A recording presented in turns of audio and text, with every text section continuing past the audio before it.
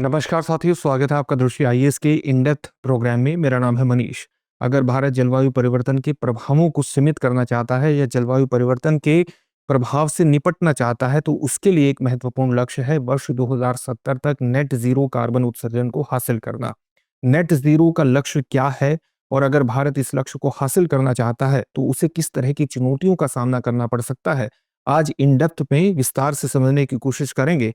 सबसे पहले देखते हैं कि इस पूरे टॉपिक के अंतर्गत किन पक्षों पर बात होने वाली है।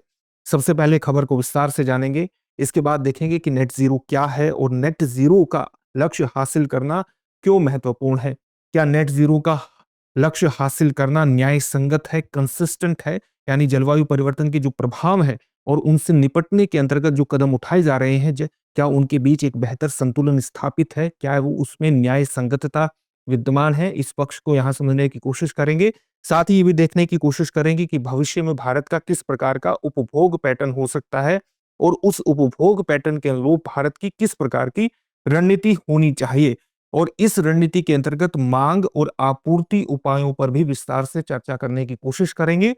अंत में आपके लिए एक अभ्यास प्रश्न होगा जिसका उत्तर आपको कमेंट बॉक्स में कमेंट करके देना होगा। ये जो पूरा विषय है यूपीएससी की मुख्य परीक्षा के सामान्य अध्ययन प्रश्न पत्र 3 से जुड़ता है, उसके पर्यावरण संबंधी खंड से जोड़ करके आप इसे देख सकते हैं। हम अपने प्रोग्राम में आगे बढ़े उससे पहले हमारे चैनल को सब्सक्राइब जरूर करिए और बेल आइकन दबाइए ताकि सभी प्रोग्राम का नोटिफिकेशन आपको मिल सके। इन प्रोग्राम से आप जुड़े, इनका लाभ उठाएं। साथ ही इन सभी प्रोग्राम की पीडीएफ फाइल आपको इन डेप्थ दृष्टि आईएएस के टेलीग्राम चैनल पर उपलब्ध कराई जा रही है। डिस्क्रिप्शन में दिए गए लिंक पर जाकर आप पीडीएफ फाइल डाउनलोड कर सकते हैं। आपके लिए एक और महत्वपूर्ण सूचना है, और एक महत्वपूर्ण सूचना यह है कि दृष्टि आईएएस मुखर्जी नगर की सभी क्लासेस अब आपके लिए नोएडा में उपलब्ध रहेगी। और नोएडा में उपलब्ध कहाँ रहेगी? नोएडा सेक्टर 15 में। हमारा पता होगा C171/2 block A sector 15 Noida Uttar Pradesh. Noida sector 15 metro station के पास ये उपलब्ध होगा। अधिक जानकारी के लिए आप 9311406440 पर भी कॉल कर सकते हैं। इसके अलावा डिस्क्रिप्शन में दिए गए एक फॉर्म को फिल करके भी आप इसके बारे में अधिक जानकारी हासिल कर सकते हैं। साथ ही आपको पता है कि दृष्टि आईएएस संस्थान ने अलग अलग शाखाओं पर हिंदी माध्यम के आईएएस जीएस फाउंडेशन कोर्स प्रारंभ किए हैं, जैसे और कई कोर्स प्रारंभ होने वाले हैं। जैसे लखनऊ में हिंदी माध्यम का आईएएस जीएस फाउंडेशन कोर्स 29 नवंबर से प्रारंभ होगा, जिसका समय रहेगा सुबह 11:30 बजे। इसी प्रकार से जयपुर शाखा में 27 नवंबर से बैच प्रारंभ होगा, जिसका समय रहेगा सुबह 11 बजे। आप 8750187501 पर कॉल कर सकते हैं, इन कोर्सेज में एडमिशन ले सकते हैं और सफलता की दिशा में आगे बढ़ सकते हैं। अब अपनी खबर को विस्तार से जानने की कोशिश करते हैं। आप जानते हैं कि जलवायु परिवर्तन के प्रभावों से निपटने के लिए जलवायु परिवर्तन संबंधी लक्ष्यों को हासिल करने के अंतर्गत भारत का एक महत्वपूर्ण लक्ष्य है वर्ष 2070 तक नेट जीरो कार्बन उत्सर्जन के लक्ष्य को हासिल करना।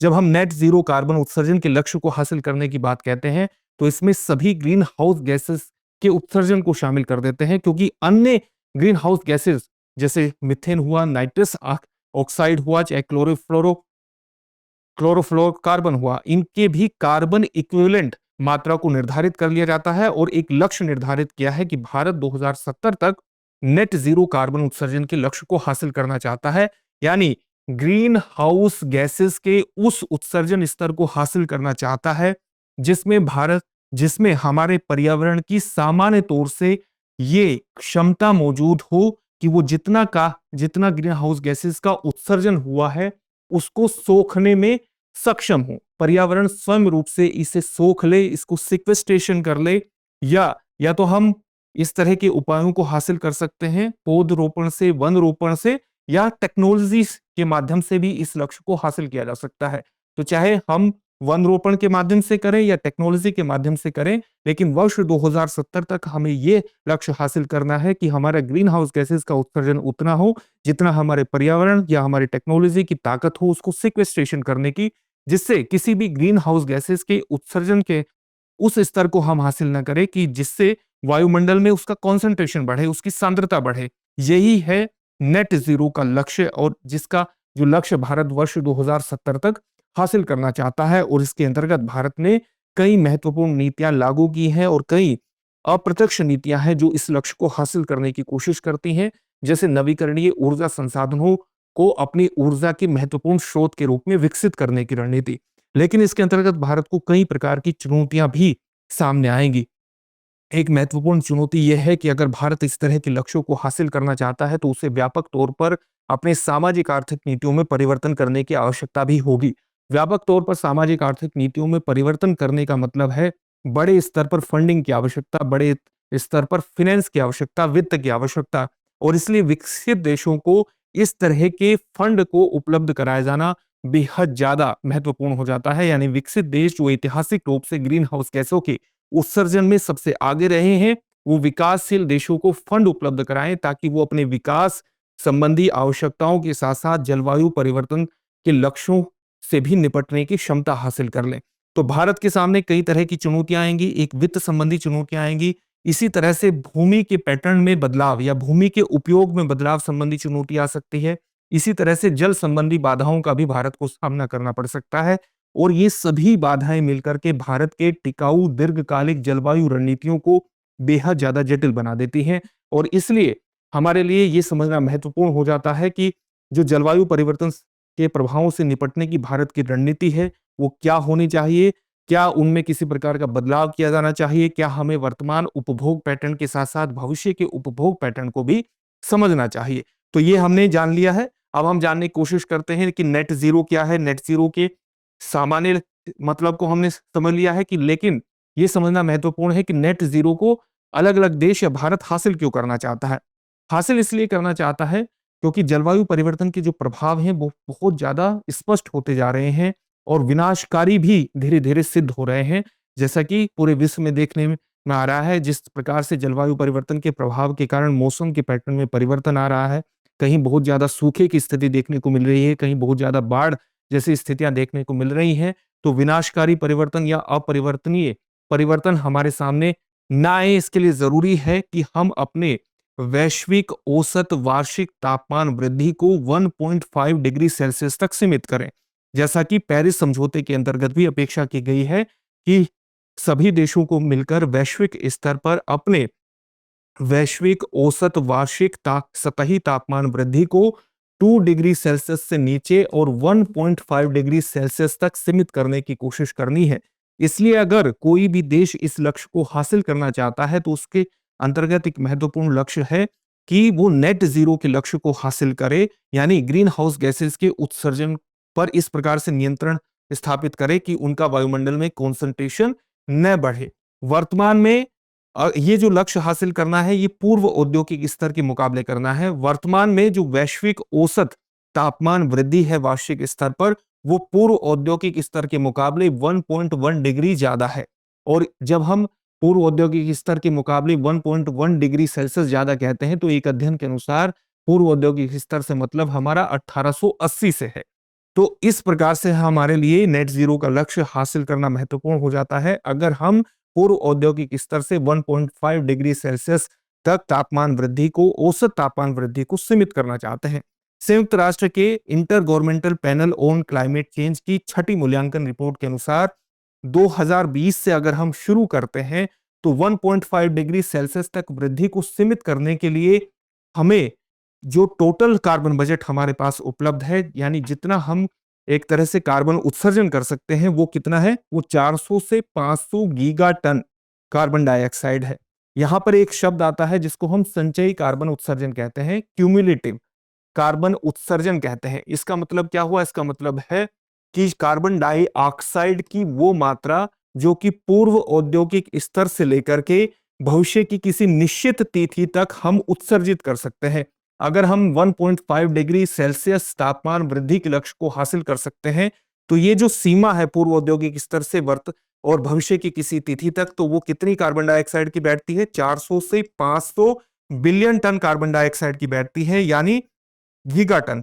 400 से 500 बिलियन टन का मतलब हुआ 400 से 500 गीगा टन कार्बन डाइऑक्साइड की मात्रा बैठती है। और अगर हम इस लक्ष्य को भी केवल इतना ही कार्बन उत्सर्जन करते हैं तब भी हम 1.5 डिग्री सेल्सियस तापमान वृद्धि के लक्ष्य को प्राप्त करने की जो हमारी संभावना है वो केवल 50 से 67% है। ये बताता है कि किस स्तर पर हमें अपने प्रयासों को तीव्र करने की आवश्यकता है। यहां पर इस आपको एक बात और ध्यान में रखनी चाहिए कि जो वर्तमान में वैश्विक उत्सर्जन है वो लगभग 40 गीगाटन कार्बन डाइऑक्साइड है, जो केवल वार्षिक है। यानी एक वर्ष में हमारा जो उत्सर्जन है वो 40 गीगाटन कार्बन डाइऑक्साइड के बराबर है। और अगर आप केवल इस संचयी कार्बन बजट को देखें तो ये 400 से 500 गीगाटन है। तो इस हिसाब से भी अगर आप मूल्यांकन करें तो इस सीमा को केवल ब्रीच कर दिया जाएगा 10 से 13 साल के भीतर। ये सीमा ब्रीच हो जाएगी। इसलिए जरूरी है कि हम अपने उत्सर्जन लक्ष्यों को तीव्र गति से हासिल करें और टोटल उत्सर्जन में कमी करने की कोशिश करें, और इसके लिए बहुत बड़े स्तर पर प्रयास करने की आवश्यकता है। आप जानते हैं कि जलवायु परिवर्तन के प्रभावों से जो सबसे अधिक प्रभावित होते हैं वो विकासशील देश होते हैं, और विकासशील देशों में भी जो सबसे कम विकसित देश है, जो द्वीपीय देश है, वो सबसे ज्यादा प्रभावित होते हैं। और इसलिए अगर उनको अपने जलवायु परिवर्तन के प्रभावों से निपटने के लिए जलवायु लक्ष्यों को हासिल करना है तो उसके अंतर्गत वित्त बेहद ज्यादा महत्वपूर्ण हो जाता है। नेट जीरो को हमने सामान्य तौर से जान लिया। नेट जीरो के लक्ष्य को हासिल करने के अंतर्गत अलग अलग देशों ने अलग अलग समय निर्धारित किया है। जैसे चाइना ने ये प्लेस किया है, ये वचनबद्धता दी है कि वो नेट जीरो के लक्ष्य को वर्ष 2060 तक हासिल करेगा। यूनाइटेड स्टेट्स ने ये कहा है कि वो नेट जीरो के लक्ष्य को 2050 तक हासिल करेगा। भारत ने 2070 तक नेट जीरो के लक्ष्य को हासिल करने की बात कही है, और जो कि भारत के 5 प्लेजेस, प्राइम मिनिस्टर के 5 प्लेजेस, 5 वचनबद्धताओं में से एक वचनबद्धता है कि वर्ष 2070 तक नेट जीरो के लक्ष्य को हासिल करना चाहता है। ये बात हुई नेट जीरो के लक्ष्य की।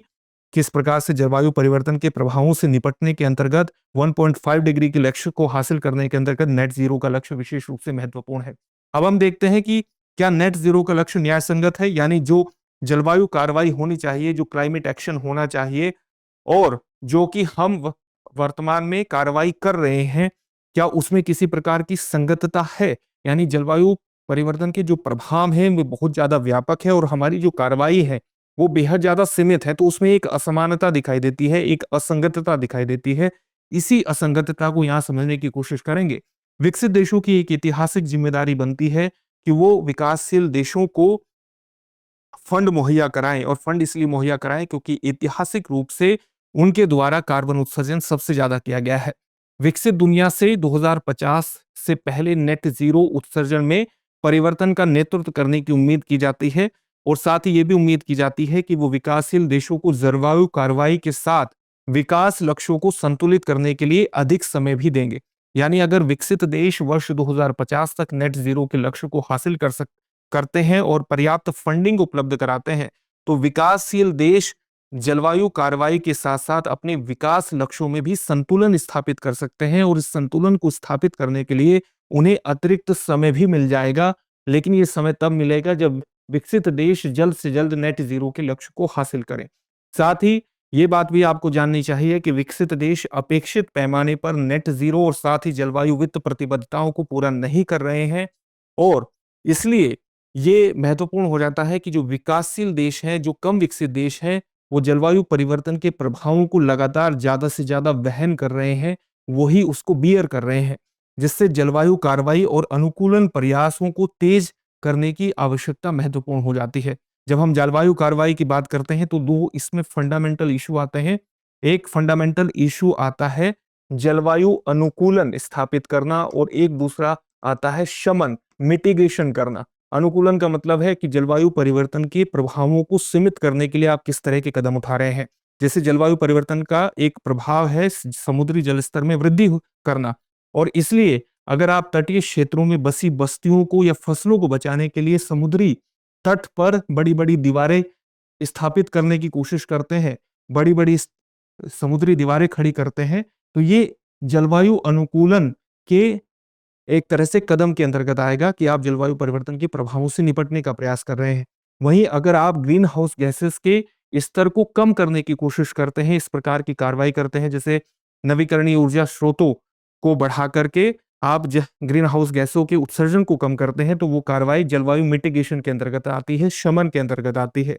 इसलिए जलवायु परिवर्तन के प्रभावों से निपटने के लिए अंतर्गत ये दोनों रणनीतियां विशेष रूप से महत्वपूर्ण हो जाती हैं, और विकासशील देशों को गंभीर प्रभावों से निपटने के लिए जरूरी है कि वो अपने जलवायु परिवर्तन और कार्रवाइयों में एक समानता स्थापित करें।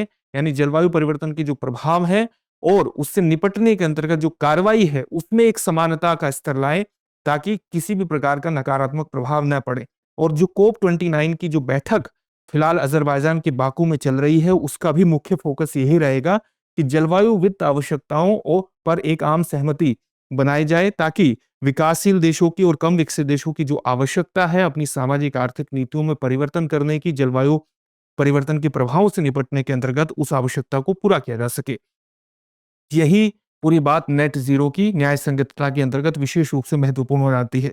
इस पूरे मुद्दे को समझने के लिए आप भारत का भी एक उदाहरण ले सकते हैं कि भारत को किस प्रकार से अपने विकास लक्ष्यों को हासिल करने के साथ-साथ जलवायु कार्रवाई के अंतर्गत एक बेहतर संतुलन स्थापित करने की आवश्यकता पड़ेगी। भारत एक बहुत बड़ी आबादी वाला देश है, आप जानते हैं, और दुनिया में सबसे कम प्रति व्यक्ति उत्सर्जन वाले देशों में भारत शामिल होने के बावजूद भारत में भी कई तरह की असमानताएं आपको देखने को मिल जाएंगी। जैसे भारत में जो सबसे अमीर 10% लोग हैं, उनके द्वारा जो प्रति व्यक्ति उत्सर्जन किया जाता है ग्रीन हाउस गैसेस का, वो सबसे गरीब 10% लोगों की तुलना में 20 गुना ज्यादा है।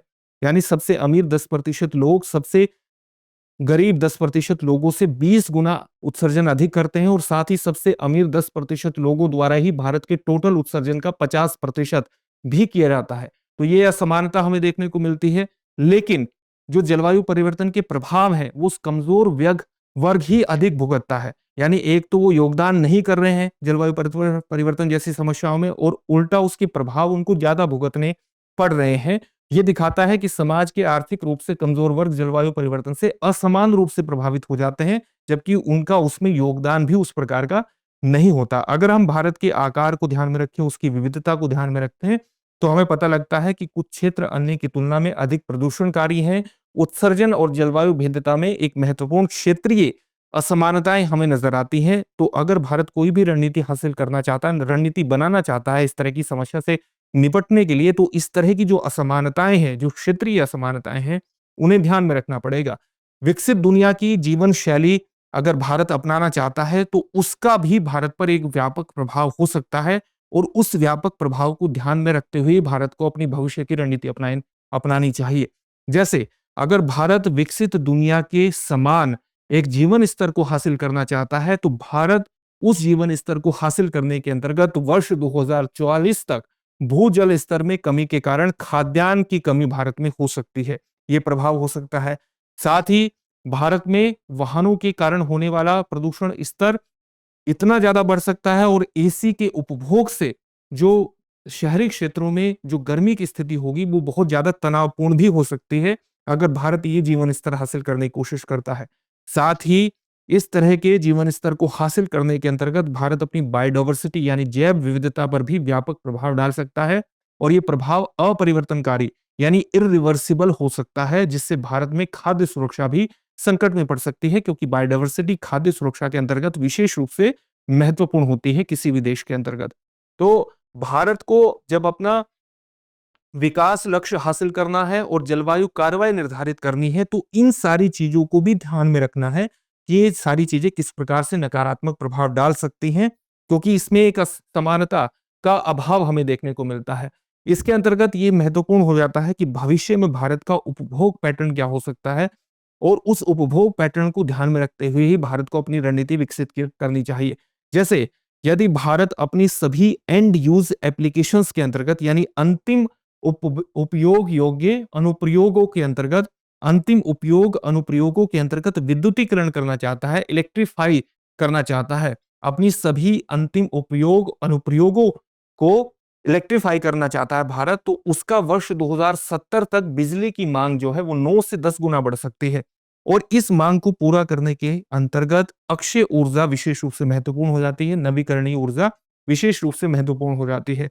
नवीकरणीय ऊर्जा के माध्यम से भारत अगर अपनी ऊर्जा जरूरतों को पूरा करना चाहता है, तो इसे अपनी नवीकरणीय ऊर्जा क्षमता को इस प्रकार से बढ़ाना होगा कि वो 5500 गीगावाट सौर ऊर्जा और 1500 गीगावाट पवन ऊर्जा की उत्पादन क्षमता हासिल कर ले।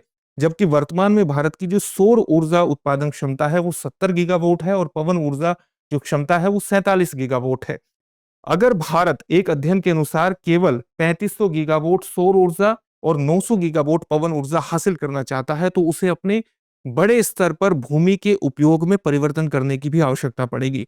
तो अगर ये परिवर्तन करने की आवश्यकता पड़ेगी, तो भारत की रणनीति भी उसी प्रकार से होनी चाहिए। यानी भारत को अपने जलवायु अनुकूलन रणनीतियों और शमन लक्ष्यों की दिशा में किस प्रकार से काम करना है, इसके लिए एक बेहतर रणनीति, एक बेहतर मॉडल भी होना चाहिए।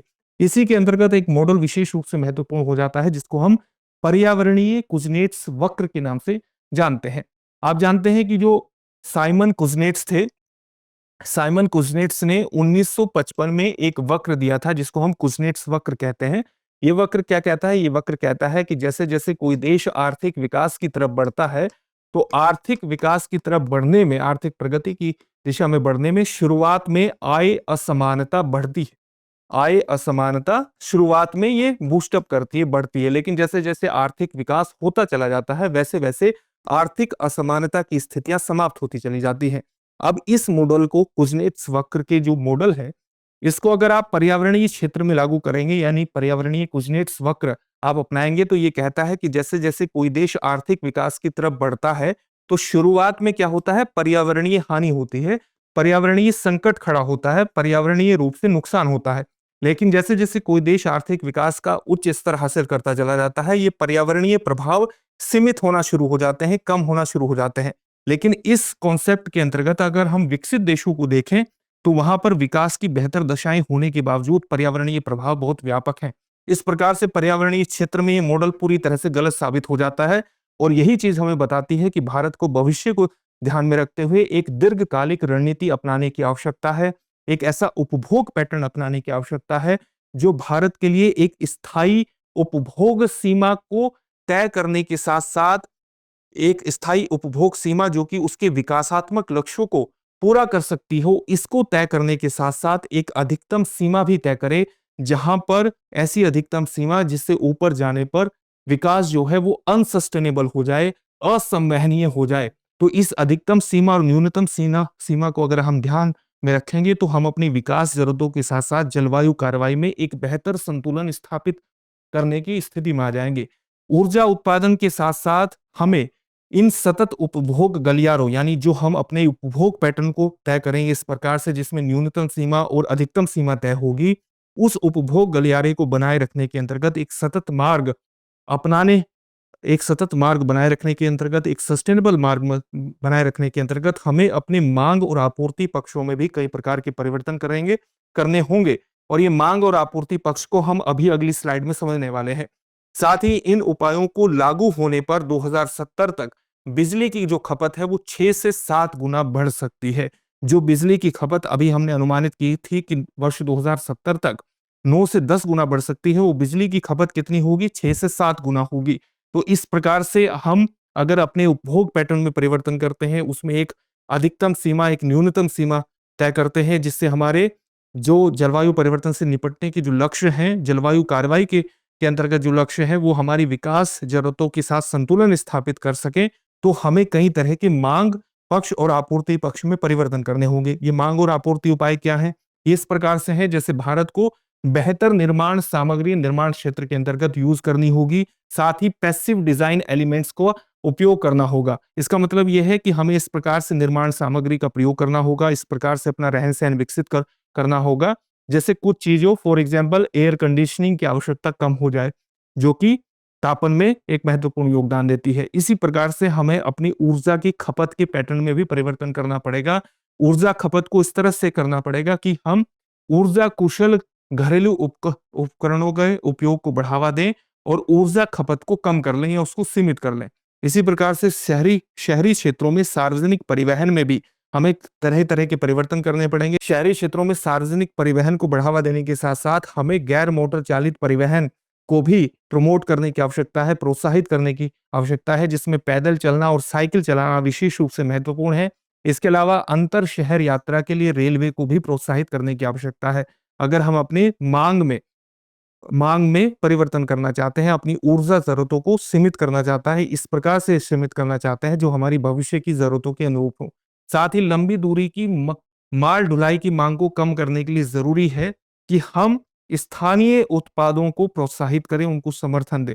इसके लिए जरूरी है कि जब स्थानीय उत्पादों से ही हमारी जरूरतें पूरी हो जाएंगी, तो लंबी ढुलाई की मांग स्वतः रूप से कम हो जाएगी। इसी प्रकार से हमें अपने आहार विकल्पों में भी इस प्रकार से परिवर्तन करना है, जो ज्यादा से ज्यादा सस्टेनेबल हो, ज्यादा से ज्यादा टिकाऊ हो, यानी हमारे जो खाद्य उत्पाद हैं वो पर्यावरणीय प्रभाव को कम करने में सक्षम हो।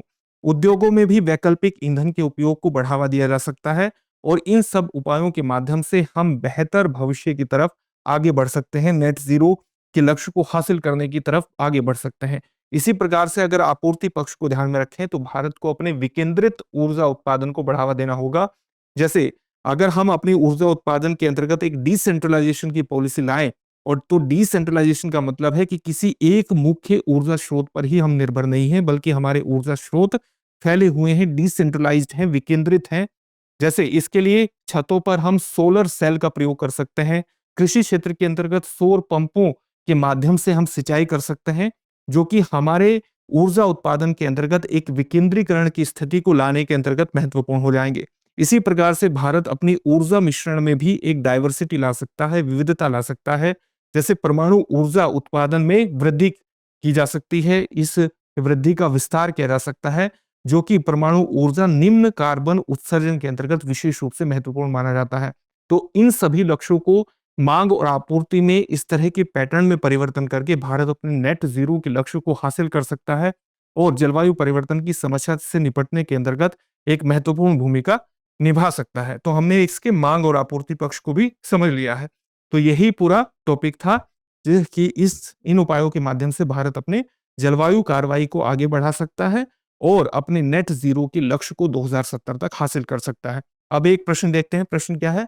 भारत ने किस वर्ष तक नेट जीरो उत्सर्जन लक्ष्य प्राप्त करने की प्रतिबद्धता जताई है? आपके ऑप्शंस हैं वर्ष 2030, वर्ष 2050, वर्ष 2060 या वर्ष 2070। इस प्रश्न का उत्तर आप हमें कमेंट बॉक्स में कमेंट करके जरूर दीजिए। फिर से एक नए सेशन में आपसे मुलाकात होगी। धन्यवाद। डियर व्यूअर्स, अपने एग्जाम की तैयारी को और बेहतर करने के लिए हमारे चैनल को लाइक, शेयर और सब्सक्राइब करना न भूलें।